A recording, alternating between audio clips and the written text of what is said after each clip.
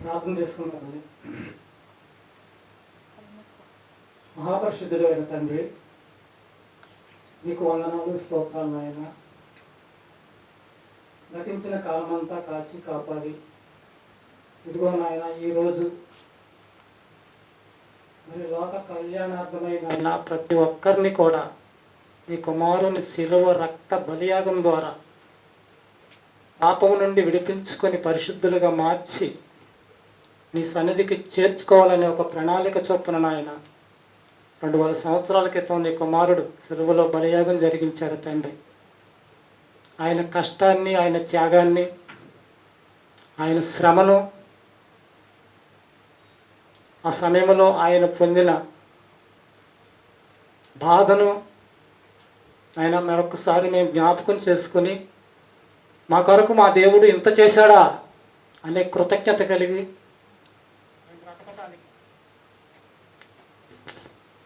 మేము బ్రతకటానికి నాయన ఈరోజు కూడుకున్నాం తండ్రి. ఈ వాక్యం నేర్చుకుంటున్నాం నాయన. వినేవాళ్ళతో పాటు నేను కూడా ఈ వాక్యం నేర్చుకుంటూ నీ కుమారుని త్యాగాన్ని, నీ ప్రేమని అర్థం చేసుకుని మేమంతా నీ కొరకు బ్రతకాలి, పరలోకం చేరాలి అన్న కోరికతో ముందుకు కొనసాగుతుండగా ఈ బలమైన హస్తం మాకు తోడుగా ఉంచి నడిపించి సహాయం అందించమని యేసుక్రీస్తు ప్రభుల వారి నామములో ఈ ప్రార్థన మనములు మీకు సమర్పించుకుంటున్నాము తండ్రి. ఆమేన్. ప్రియమైన దేవుని పిల్లలారా, దేవునిలో ఆనందించండి, దేవునిలో ఆనందాన్ని వెతుక్కోండి. ఎందుకంటే ప్రమాదాలు రాకుండా ఆపేవాడు మనకి దేవుడు. రెప్పపాటులో తప్పిపోయిందే అన్న సందర్భాల్లో కూడా కాపాడేది దేవుడు. ప్రమాదం జరిగినప్పుడు కూడా నీకు తోడుగా ఉండి నిన్ను నిలువబెట్టేది కూడా దేవుడే. ఈ లోకంలో ఉన్న సంతోషం శాశ్వతం కాదు, తాత్కాలికమైనది. ఈ లోకం ఆశల్లో పడి దేవుడికి దూరంగా ఉండకూడదు. మరి ఈరోజు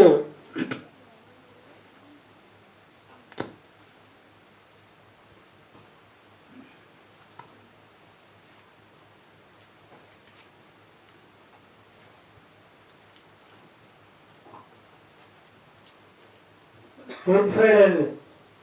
గుడ్ ఫ్రైడే అంటే మంచి శుక్రవారం, శుభ శుక్రవారం.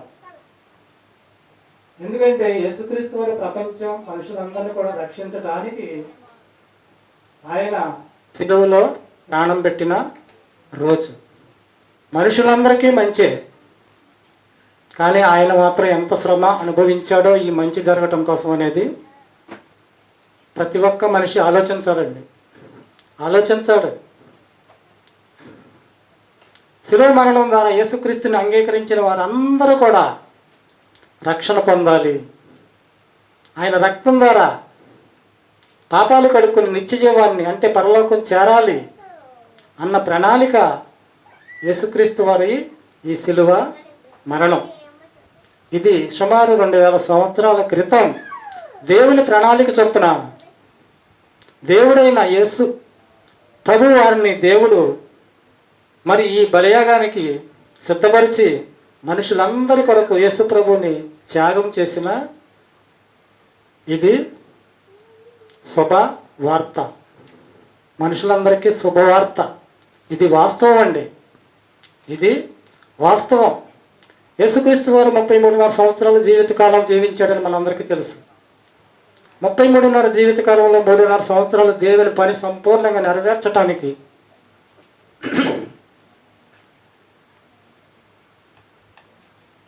సంపూర్ణంగా నెరవేర్చి శిలువ మరణానికి ముందు రోజండి 24 గంటల సమయం నుంచి ఆయన పడిన వేదన, శ్రమ, హింస, జరగబోయే దాని గురించి ఆయన పడుతున్న తపన, ఆ శిలువ మరణాన్ని గురించి తలుసుకుంటే వర్ణాతీతం అండి. ఇది వాస్తవమైన కాదండి. ఇది వాస్తవమైన కాదా? యేసుప్రభు వారు 12 మంది శిష్యుల్ని ఏర్పాటు చేసుకున్నారు. అనేకమైన సంగతులను బోధించాడు వాళ్ళకి. అనేకమైన సంగతులు. దేవుని రాజ్య సువార్త గురించి బోధించారు, ఎన్నో అద్భుతాలు జరిగించారు. నేను తండ్రి దగ్గర నుండి వచ్చి తిరిగి వెళ్ళవలసిన సమయము ఆసన్నమైనది. నేను పాపుల చేతికి అప్పగించబడతాను. వారు నన్ను శ్రమ పెడతారు, కొడతారు, సిలువలో నా ప్రాణాన్ని కూడా తీస్తారు. ఎన్నో విషయాలు చెప్పారండి. మీరు కలవరపడొద్దని చెప్పారు. దేవుణ్ణి నమ్మారు, నన్ను నమ్మండి అని చెప్పారు. నేను వెళ్ళాలి అన్నారు. నేను వెళితేనే మీకు మేలు అన్నారు. మిమ్మల్ని అనాథలుగా విడవను అన్నారు. మీరు నా కొరకు నేను చెప్పిన మాటలు చొప్పున ప్రకటించండి, బ్రతకండి, అనేక మందిని నాకు శిష్యులుగా చేయండి అని చెప్పి, ఎందుకు చెప్పాడు ఇన్ని జాగ్రత్తలు అంటే, ఆయన 12 మందిని ఆయన ఏర్పాటు చేసుకున్నాడండి. ఆయన వాక్యంతో నింపుకున్నాడండి. ఆ వాక్యంతో నింపుకున్న మనిషి భూమి మీద బ్రతకటానికి ఎన్నో ఆటంకాలు వస్తాయి, ఎన్నో క్రూర మృగాలు అడ్డుగా వస్తాయి. వాటన్నిటినీ కూడా అధిగమించటానికి నేను చెప్తున్న ఈ మాటలే మీకు ఆదరణ. నా ప్రభువు నాకు చెప్పాడు, నా ప్రభువు నాకు చెప్పాడు, ఇవన్నీ ఖచ్చితంగా జరుగుతాయని నా ప్రభువు చెప్పాడు. వాళ్ళు లోకంలో చెదిరిపోకుండా ఎట్టి పరిస్థితులైన ధైర్యంగా నిలబడటానికి యేసుక్రీస్తు వారు అనేకమైన సంగతులు శిలువ మరణానికి ముందు ఆయన శిష్యులతో చెప్పాడండి. వాళ్ళు ధైర్యపరిచి జాగ్రత్తలు చెప్పి హృదయములు కలవరపరచనీయొద్దని చెప్పి, నేను వెళ్ళిపోతేనే నీకు మేలు అని చెప్పిన సందర్భాలు ఉన్నాయండి. ఇదే సమయంలో ఈ మాటలన్నీ విన్న దుడుకు స్వభావం కలిగిన వ్యక్తి అండి పేతురు గారండి. ప్రభువా, నేను మనుషుల చేతికి, పాపుల చేతికి అప్పగించబడతాను, వాళ్ళని చంపేస్తారు అన్నప్పుడు, ప్రభువా నేను మాత్రం నిన్ను విడువను, దేనికైనా నేను సిద్ధమే అన్నట్లుగా పేతురు గారు మాట్లాడినప్పుడు, అలాగా ఈరోజు నన్ను ఎరగని నీవు ముమ్మారు అన్న తర్వాతే కోడికి వస్తుందయ్యా. నన్ను ఎరగనంటావు, ఎంత ప్రేమను కలిగిన నీవు ఇప్పుడు చెప్తున్న మాట ఇంక 2-3 గంటలకి నీ దగ్గర ఉండదు, మాయమైపోద్ది.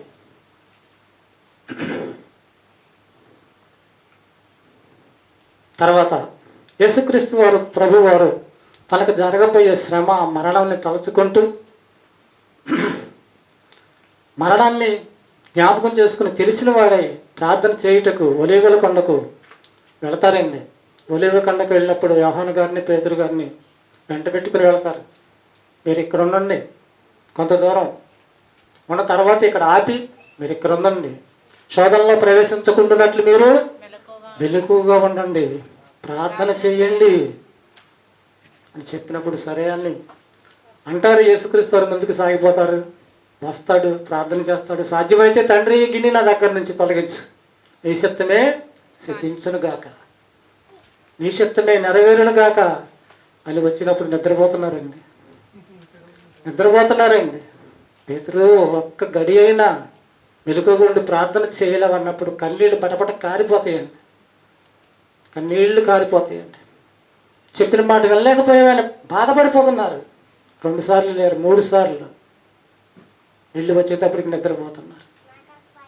సరే అయిపోయింది, ప్రార్థన చేసుకున్నాం, వచ్చేసాం, అయిపోయింది, మీరు వెళ్ళి అలసట తీర్చుకోండి. ఇంతలో తెల్లవారుజాము అయిందండి. తెల్లవారుజాము అయిన సమయంలో వచ్చేసాడు ఎవరో యోధ. ఎవరితో వచ్చాడు? రోమా సైనికులతో వచ్చేసాడు. ఎంట పెట్టుకొని వచ్చి ప్రభువును ముద్దు పెట్టుకున్నాడు. చెప్పాడు, నేను ఎవరినైతే ముద్దు పెట్టుకుంటానో ఆయనే యేసు, మీరు బంధించండి, పట్టుకెళ్ళిపోండి. అప్పుడు యేసు ప్రభు అన్న మాట అండి, యోధా నన్ను ముద్దు పెట్టుకుని నన్ను అప్పగిస్తావా? ఎంత ద్రోహం అండి. శిష్యులుగా ఉండి ప్రభు పెట్టిందల్లా తిని ఆశ్చర్య కార్యాలు చూసి డబ్బు అధికారం కూడా ఆయన చేతుల్లోనే పెట్టారు ప్రభు. కానీ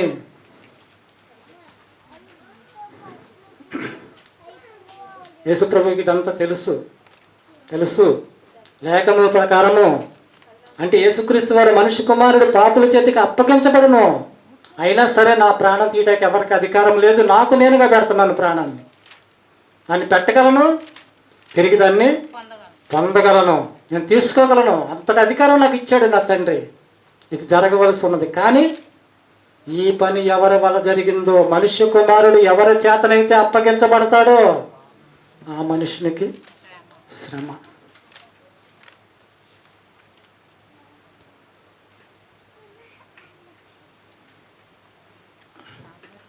తర్వాత సైనికులకు వచ్చేసారు. కత్తులతో ఎటా వచ్చారు?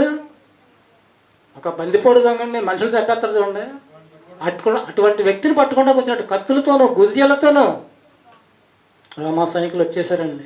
శిష్యులు అంటారు, నరుకుదుమా ప్రభువా? వద్దు. కత్తితో నరుకుదుమా? వద్దు. ఈ కత్తి నీ వరలో ఉంచుకును. మీరు ఎతుకుతున్నది ఎవరినయ్యా? మీరు వెతకపోవచ్చున్న యేసుని నేనే. ఎంత ధైర్యం ఉండాలి, ఎంత చావ ఉండాలండి అన్నప్పుడు. నేను ప్రతిదినం మీ మధ్యన సమాజ మధ్యలో బోధిస్తున్నాను కదా, ప్రతిదినం మీకు కనిపిస్తున్నాను కదా. కత్తులతోనూ గుదిలతోనూ బందిపోడు దొంగను పట్టడానికి వచ్చినట్లు మీరు నా వద్దకు వస్తారా? కానీ ఇది మీ సమయం, ఇది మీ గడియ. అంధకార సంబంధమైన సమయం ఇది. అంధకార సంబంధమైన సమయము. దుష్టుడు అధికారం చెలాయించుతుంది. నేనే ఆయన్ని బంధించండి, వీరిని పోనీయండి. ఎంత గొప్ప మాట అండి. నేను ఆయన్ని, నన్ను బంధించండి, వీళ్ళని పోనివ్వండి. తండ్రి, నీవు నాకు అప్పగించిన వాళ్ళల్లో ఎవరిని కూడా నేను పోగొట్టుకొనగా లేదు అన్న వాక్యం అక్కడ నెరవేర్చారు. ఎవరండి? యేసుక్రీస్తు ప్రభుల వారు. చూసారా ప్రియులారా? నేనే ఆయనను, నన్ను బంధించండి అన్నారు అంటే ప్రభు ఒక నాయకుడికి ఉండవలసిన లక్షణం అండి. తన వాళ్ళందరినీ పక్కన పెట్టేశాడు, తన మరణానికి సిద్ధపడ్డాడు, బంధించమని ముందుకు వచ్చాడు. మంచి కాపరి తన గొర్రెల కొరకు ప్రాణం పెట్టును. మంచి కాపరి వాళ్ళందరి కొరకు ప్రాణం పెట్టాడు, తన ముందుకి వెళ్ళిపోయాడు. ఒక కొదవ సింహంలాగా ప్రజలందరి కొరకు మరణించడానికి, ప్రాణం పెట్టడానికి ముందుకు వచ్చినట్లుగా ఇక్కడ మనం చూస్తున్నామండి. హీరో అండి. ఎవరు? యేసుక్రీస్తు వారి హీరో. 100 మందిని చంపిన వాడు హీరో అంటుంది సమాజం. 100 మందిని చంపాడు రామశరణ్, 100 మందిని చంపిన వాడు హీరో.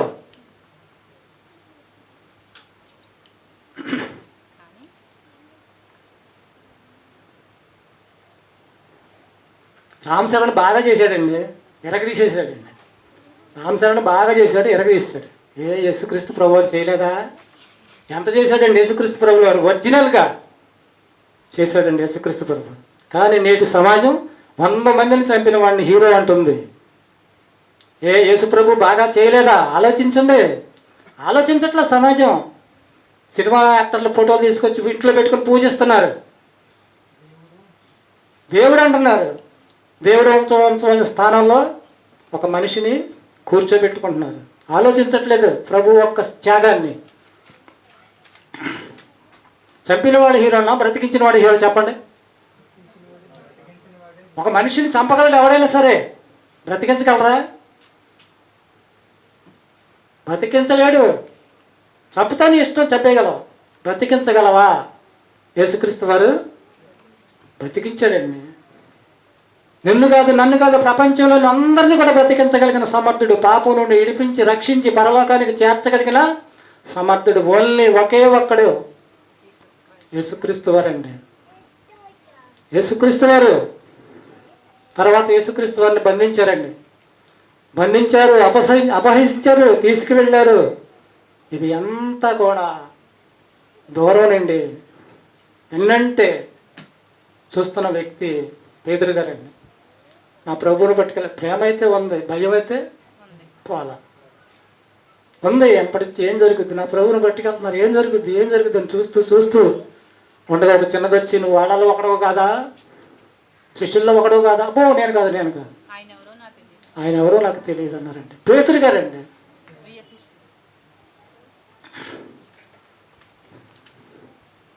మళ్ళీ కొంచెం సేపటికి తర్వాత మళ్ళీ నీవు వాళ్ళల్లో ఒకరో కాదని మళ్ళీ ఒకళ్ళు అడిగినప్పుడు అబ్బాయి నేను కాదన్నాను. ఆయన్ని బంధించినప్పుడు శిష్యులందరూ కూడా చెదిరిపోయిన గొర్రెల్లాగా ఎక్కడ వాళ్ళు అక్కడికి పారిపోయారండి, చెదిరిపోయారండి. పేతురు గారు మాత్రమే చూస్తున్నాడు, ఏం జరుగుద్దా ఏం జరుగుద్దా. ప్రాణభయం అండి, ప్రాణభయం ఉంది అప్పటికి కూడా. ప్రభువుని అంగీకరించారు కదా, సంపూర్ణులు కాలేదు ఇంకా వాళ్ళు. అలా 3 సార్లు పేతురు గారిని ప్రశ్నించినప్పుడు ముమ్మారు ఆయనను ఎరగనని చెప్పినప్పుడు కోడి కూర్చిందండి, కోడి కూర్చింది ప్రియులారా. ఇది గమనించిన పేతురు గారు ప్రభువు చెప్పినట్లు జరగటం విని కుళ్ళి కుళ్ళి ఏడ్చాడండి. ఏంటి ఇప్పుడే కదా ప్రభు నాతో అన్నాడు, ఇలా జరిగింది, నేను ఎలా చేశాను, అబ్బా ఆశ్చర్యపోయాడు. కుళ్ళి కుళ్ళి ఏడ్చాడండి. నా ప్రభువుని నా రక్షకుడిని నేను ఎరగనన్నాను అని ఏడ్చాడండి. అతనికి భయము, బాధ, పశ్చాత్తాపం కలిగాయండి, పశ్చాత్తాపం కలిగాయి. తర్వాత దేవుని కొరకు బ్రతికాడండి, సంఘాలను కట్టాడండి పేతురు గారు. 3,000 మందిని మార్చాడండి. తన తప్పు తెలుసుకున్నాడండి, పశ్చాత్తాపం పడ్డాడు, తిరిగి ప్రభువులో నిలబడ్డాడు. నా నిమిత్తం తన ప్రాణమును పోగొట్టుకున్నవాడు దాన్ని రక్షించుకొనును అన్నట్లుగా పేతురు గారు మార్పు చెందాడు, సంపూర్ణుడు అవటానికి సిద్ధపడిపోయాడు. కానీ యోధా కూడా అప్పగించిన తర్వాత పశ్చాత్తాపడ్డాడు, అప్పగించిన తర్వాత పడ్డాడు. కానీ ఆ అపవాది యొక్క ఊబులో చిక్కబడిపోయి బయటికి రాలేకపోయాడు. ఆ మాయలో పడి నువ్వు ఎందుకు ఇంకా ప్రభువుని అప్పగించావు, నువ్వు బతకటం అనవసరం, చచ్చిపో చచ్చిపో చచ్చిపో అన్నట్లుగా ప్రేరేపణలకి లొంగిపోయి ఉరిపెట్టుకొని చనిపోయాడండి. 2 శిష్యులే, ఒకరు దేవుని కొరకు బ్రతికి పరదేశికి వెళ్ళినట్లుగాను, దేవుడి కుమారుడైన క్రీస్తును అప్పగించి పాతాళానికి నరకంలోకి జారిపోయినట్లుగాను వీళ్ళ జీవితాలు ఉన్నాయి ప్రియులారా.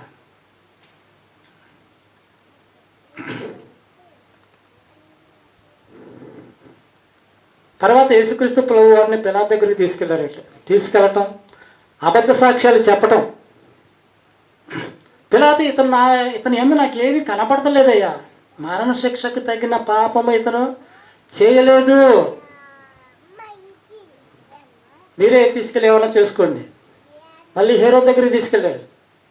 యేసుక్రీస్తు ప్రభు వారినండి బంధించి అక్కడి నుంచి మళ్ళీ పిలాతు దగ్గరికి పంపటం జరిగింది. యేసుక్రీస్తు ప్రభుల వారి మీద వీళ్ళు చెప్పిన నేరాలు ఏంటండి? యేసు ప్రభు వారిపై యూదులు ఆరోపించిన నేరాలు. నేను దేవుని కుమారుని అన్నాడు. మన అందరం దేవుడి పిల్లలం కాదా? నేను దేవుణ్ణి కుమారుణ్ణి అంటే వాళ్ళకి అర్థం కాలా. దేవుడితో పోల్చుకుంటావా నువ్వు? మనందరం వాక్య ప్రకారంగా బ్రతికితే దేవుని పిల్లలంగానండి, దేవుని కుమారులను కుమార్తెలమే. కైసరుకు పన్ను యొద్దన్నాడండి. కైసరుకు పన్ను కట్టొద్దని యేసు ప్రభు చెప్పాడా? చెప్పలేదుగా. అది అలా కాయించారు. దేవుడికి ఇవ్వండి, కైసరుకి ఇవ్వండి అని చెప్పాడు ఆయన. కానీ అలా కాయించి అబద్ధ సాక్ష్యాన్ని నేను రాజుని అన్నాడండి. అబ్బో రాజు అంటే అసలు ఒప్పుకోవట్లేదు. నాకు రాజు ఉన్నాడు, నువ్వు రాజు ఏంటి? యేసు రాజు కదా అండి, యేసు రాజుగారు, రాజు యేసు రాజు అండి. దేవాలయాన్ని పడగొట్టి 3 దినాల్లో కడతానన్నాడండి. మరి యేసుక్రీస్తు వారు 3వ దినం తిరిగి లేచాడా? దేహం అనే దేవాలయం గురించి ఆయన మాట్లాడితే వీళ్ళకి అర్థం కావాలా.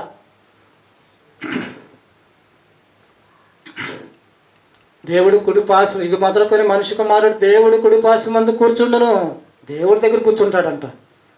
ఇవండి ఎందుకు ఇలా మాటలను అర్థం చేసుకుపోయారంటే వీళ్ళ హృదయాలను ఈర్ష్యతలను, అసూయతోను, క్రోధముతోను నిండిపోయినాయండి. ఇటువంటి మనసుతత్వం ఉన్న వాళ్ళకి వాక్యం అర్థం కాదండి.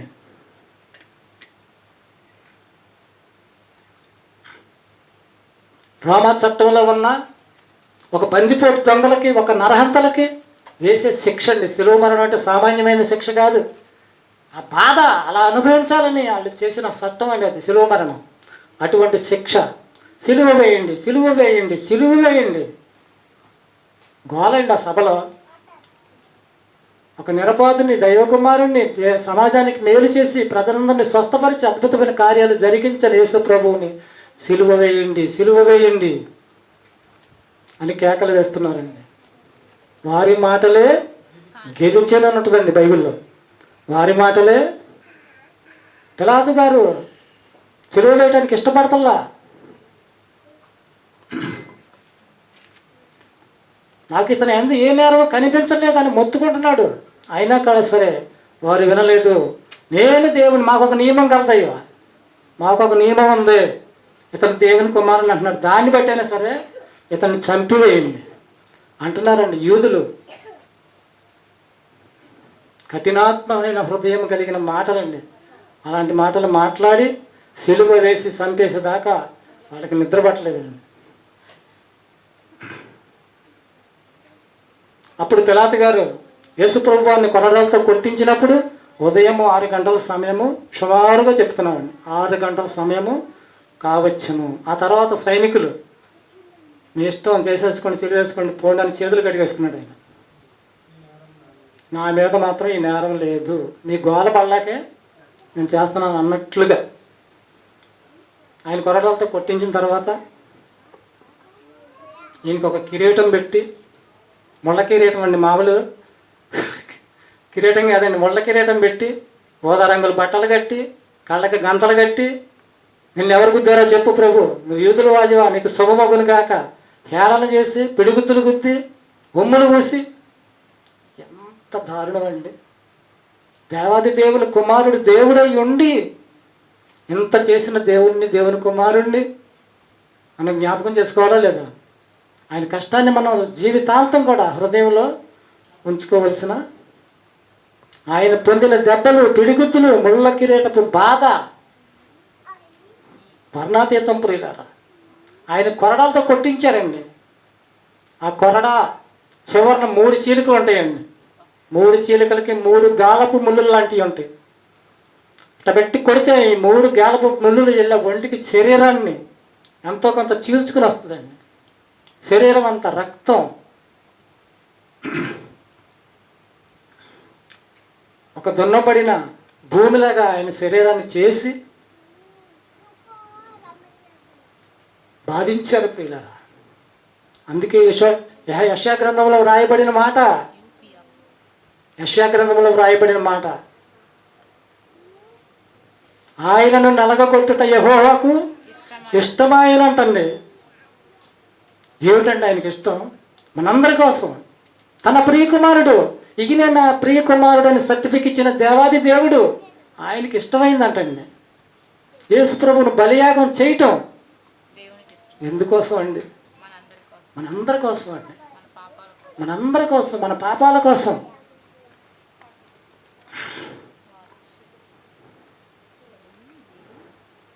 నా ప్రియకుమారుడు, ఆయన ప్రియకుమారుడు, ఈయన యందు నేను ఆనందిస్తున్నాను, నా తండ్రికే ఇష్టమైందంటే అండి. ఒక సర్టిఫికెట్ ఇచ్చేశాడు నా ప్రియకుమారుడు అని. అటువంటి ప్రియకుమారుణ్ణి మనందరి కోసం సిలువ బలియాగానికి అప్పగించాడండి.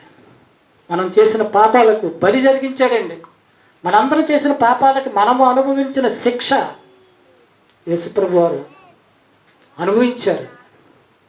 మన పాదాలతో పాపం చేయడానికి పరిగెత్తిన మన పాదాలతో చేసిన పాపానికి ఆయన కాళ్ళల్లో మేకులు కొట్టారు. చేతులతో చేసిన పాపాలకి చేతుల్లో మేకులు కొట్టారండి. మన ఆలోచనల ద్వారా, పాపపు ఆలోచనల ద్వారా మనం చేసిన పాపానికి ముళ్ళ కిరీటం గుచ్చారు. పక్కల్లో బల్లెపు పోటు.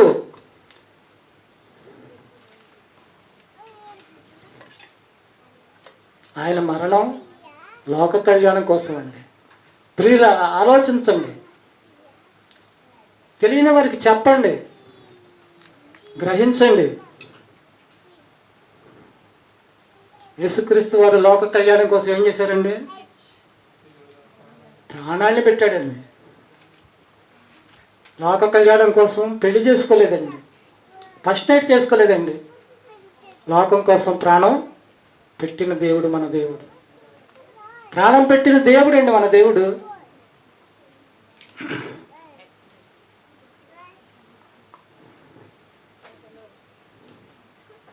ప్రపంచం ఆలోచించుద్దా? యేసుక్రీస్తు గారి గురించి ఆలోచించవలసిన అవసరం ఎంతైనా ఉందండి, కానీ ఆలోచించట్లేదు. మా సూరయ్య పడిన కష్టం లోకంలో ఎవరూ పడలేదయ్యా అనుకుంటున్నారు. నా యేసు పడిన కష్టం, మన యేసు ప్రభు పడిన కష్టం, చేసిన త్యాగం, చూపిన ప్రేమ ఎంత గొప్పదండి. ఆలోచించండి.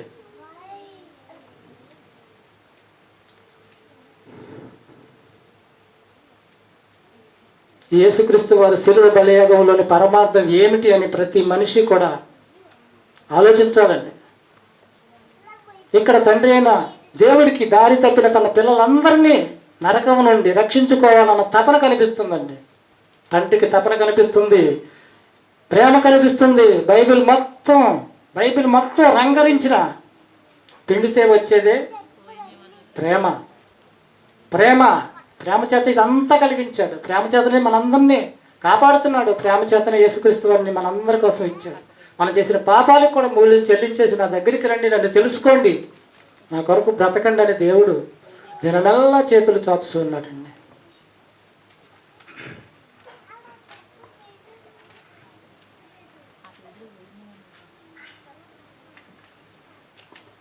యేసుక్రీస్తు వారి త్యాగం, ప్రేమ, కరుణ, క్షమాగుణం సంపూర్ణంగా కనిపిస్తున్నాయండి. 100 మందిని చంపితే వీరుడు అంటుంది ఈ లోకం. అదే ఒక్క మనిషిని బ్రతికించిన ఈ లోకమే దేవుడు అంటారండి. ఒక మనిషిని బ్రతికిస్తే దేవుడు అంటారు, 100 మందిని చంపితే వీరుడు అంటున్నారు. కానీ ప్రపంచ మనుషులందరినీ బ్రతికించిన వాడిని ఏమనాలి? ప్రాణం పెట్టి బ్రతికించిన యేసుక్రీస్తు వారిని ఏమనాలి? పరిశుద్ధ రక్తంతో ప్రాణం పెట్టిన నా ప్రభువు, మన ప్రభువు మరణం నుండి ప్రపంచంలోని మనుషులందరినీ రక్షించగల సమర్థుడు. ఈయనని ఏమనాలి? ఎవరితో పోల్చాలి? ఎవరున్నారు యేసు ప్రభుతో సాటితో పోల్చడానికి? ఎవరున్నారా? ఎవరు లేరండి, ఎవరు లేరు. లోకాన్ని రక్షించడానికి ప్రభు అయిన యేసుక్రీస్తు వారు ఒకే ఒక్కరు. మనుషులందరినీ రక్షించేవారు ప్రభు యేసుక్రీస్తు ప్రభుల వారు ఒక్కరేనండి, ఒక్కరే.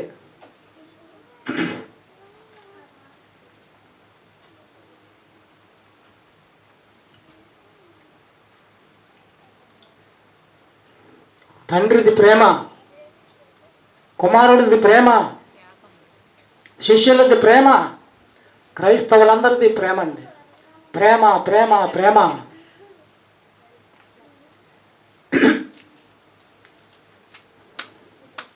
దేవుని ప్రేమ ఇదిగో జనులార భావంబు నన్ను తెలియరే, కేవలము నమ్ముకొని నా పరలోక జీవంబు మనకబ్బును.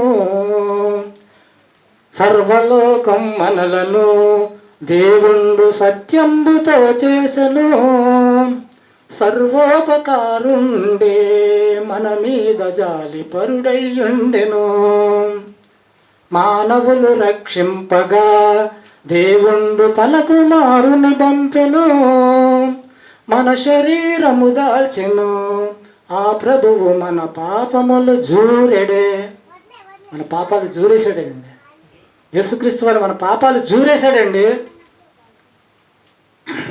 యేసుక్రీస్తును పేరున రక్షకుండెలసినాడిల లోపల, దోషకారి జనులతో ఎన్నో సుభాషితములు పలికినాడే. సుభాషితమైన మాటలు పలికాడండి ప్రభువు. అర్థమైనయా?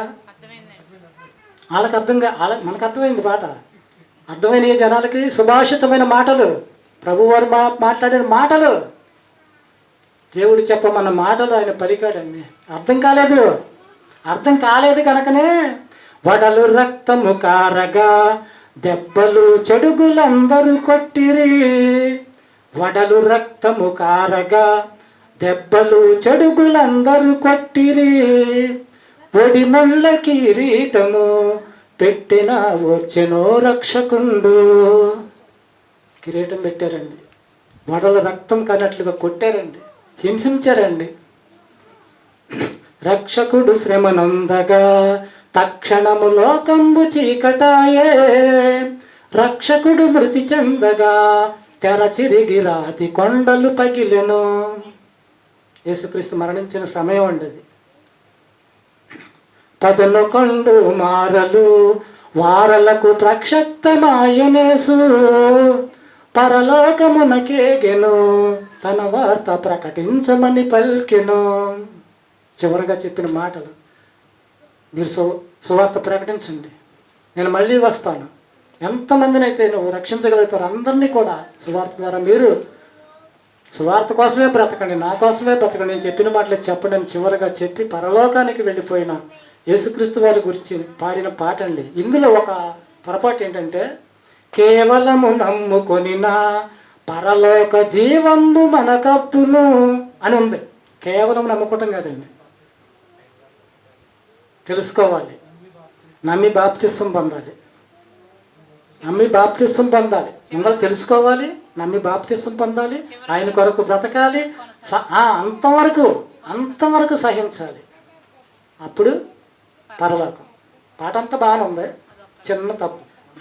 ఈ విధంగా ప్రభువును కొట్టించి అపహసించి గుద్ది సిలువ మరణము సిలువను భుజమైన పెట్టి కొరదలతో కొట్టుతూ యెరూషలేము వీధుల్లో నడిపించుకుంటూ తీసుకెళ్తున్నారండి. యెరూషలేము వీధుల్లో తీసుకెళ్తుండగా కొందరు స్త్రీలు ఆయన గురించి, ఆయన త్యాగం గురించి, ఆయన ప్రేమ గురించి, ఆయన చేసిన అద్భుతాలు ఇవన్నీ కూడా తెలిసిన వారు బోరున ఏడుస్తున్నారంటే, ప్రభువా ఏంటి ఈ పరిస్థితి, నీకెంత శిక్ష?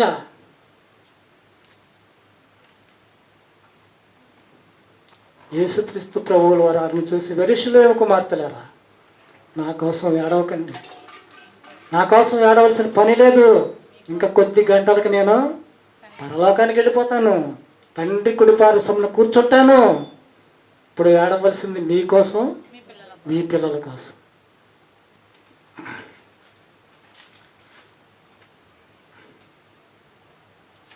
మీకోసం మీ పిల్లల కోసం అన్న మాటకు కూడా అర్థం కాలేదండి చాలామందికి. మీకోసం మీ పిల్లల కోసం ఏడవండి. నేను చేసిన త్యాగం, నేను చెప్పిన మాటలు, నేను పొందిన ఈ శ్రమ అంతా మీకోసం. నన్ను తెలుసుకోండి, రక్షకుడిగా నన్ను అంగీకరించండి, మీరు తెలుసుకోండి, మీ పిల్లలకి తెలియపరచండి. మీకోసం, మీ పిల్లల కోసం ఏడవండి అంటే అది అర్థం. దేవుడి కోసం బ్రతకకపోతే, మీకోసం, మీ పిల్లల కోసం ఈ భూమి మీద దేవుడిచ్చిన జీవిత కాలాన్ని నువ్వు వినియోగించుకోకపోతే, అప్పుడు ఇద్దరూ కలిసి పాతాళంలో, నరకములో ఏడవలసి ఉంటుంది. నా కోసం ఏడవకండి. కానీ ఈ విధంగా సిలువను మోయలేక పడిపోతుంటే, మళ్ళీ 2-3 కలిసి ఆ భుజం మీద మోపి సిలువను ఆ యెరూషలేము వీధుల్లో కొట్టుకుంటూ, కొరడాలతో కొట్టుకుంటూ, అందుకని పాట కూడా ఉందండి, పాలుకారు దేహంబు పైన పాపాత్ముల కొరడాలు ఎన్నో నాట్యమాడినాయి, నడి వీధిన నడిపాయి, నోరు తెరువలేదాయ ప్రేమ, బదులు పలకలేదాయ ప్రేమ. ఎన్ని దెబ్బలు కొడతారండి, ఎంత హింస అండి. భరించాడు ప్రభువు నీ కోసం, నా కోసం, మనందరి కోసం. సిలువలో సాగింది యాత్ర, ఒక కరుణామయని దయగల పాత్ర. మోయలేని సిలువను భుజము పైన మోపిరే, సిలువ మోయలేక ప్రభువు సొమ్మసిల్లెనే. ఎవరి కోసమో ఈ సిలువ యాగము, ఎవరి కోసమో ఈ ప్రాణ త్యాగము. ఎన్ని ప్రభు ఆ రోజు తాను చేసిన బలియాగం గురించి అనేక రకాలైన పాటలు చాలామంది కట్టారండి. ఇదంతా మన కోసం, ప్రపంచ మానవాళి కోసం, ప్రజలందరి కోసం ఆయన ప్రాణం పెట్టవలసిన పరిస్థితి దేవుడే ఇచ్చాడు. దేవుడే ఇచ్చాడు. తర్వాత కలవరి కొండ మీదకి యేసుప్రభుని తీసుకెళ్తాం. యేసుప్రభు వారితో పాటు కుడి ఎడమగా ఇద్దరు దొంగలను సిలువ వేయటం జరుగుతుంది. అప్పుడు శుక్రవారం పగలు సుమారు 10 గంటలు కావచ్చు, 9-10 గంటలు కావచ్చు అండి. సిలువలో పలికిన 7 మాటలు మరి కోటేశ్వరరావు గారు చెప్తారన్నారు. నేను కూడా చెప్పగలను. తర్వాత అంటే చెప్తాను, రాత్రి కాలం చెప్దామండి. ఇప్పటి వరకు మరి చెప్పిన మాటను ముగిస్తున్నాను, ప్రార్థన చేస్తున్నాను. మహాపరిశుద్ధుడు తండ్రి, నీకు వందనాలు, స్తోత్రాలు నాయన. ఇదిగో నా తండ్రి, ఇదిగో నాయన, 2000 సంవత్సరాల క్రితమే నాయన నీ ప్రణాళికలో భాగంగా నీ కుమారుని నీ లోకానికి పంపించావు తండ్రి. నీ పిల్లలపై ఉన్న అపారమైన ప్రేమ వాత్సల్యాలను నాయన నువ్వు చంపుకోలేక పిల్లలందరినీ రక్షించుకోవాలన్న తపనతో నాయన ఈ లోకానికి నీ కుమారుణ్ణి యేసుక్రీస్తు వారిని పంపించావు తండ్రి. ఆయన చెప్పిన మాటలు అన్నీ అందరూ అర్థం చేసుకోలేకపోయారు నాయన. అప్పుడు అర్థం చేసుకోక అపార్థం చేసుకుని నీ కుమారుడిపై నాయన ఈర్ష్య, దేశం, క్రోధం పెంచుకొని నాయన లేఖనాల ప్రణాళిక నెరవేరటానికి కర్తలైనారు తండ్రి. ఆయన మరి నీ కుమారుడి త్యాగాన్ని, నీ ప్రేమని నాయన కొద్దిసేపు మేము జ్ఞాపకం చేసుకున్నాం తండ్రి. ఈ మాటలన్నీ కూడా మా హృదయంలో భద్రపరుచుకొని నీ కొరకు మేమందరం కూడా ఆ బ్రతుకు దినమంతా నీ కొరకు ఆలోచిస్తూ పరలోకంపై మా గురి నిలుపుకుంటూ నాయన నీ కొరకు బ్రతికి మేమందరం కూడా పరలోకం చేరే భాగ్యం దయచేయమని యేసుక్రీస్తు వారి నామములో ఈ ప్రార్థన మనవులు మీకు సమర్పించుకుంటున్నాము తండ్రి. ఆమేన్.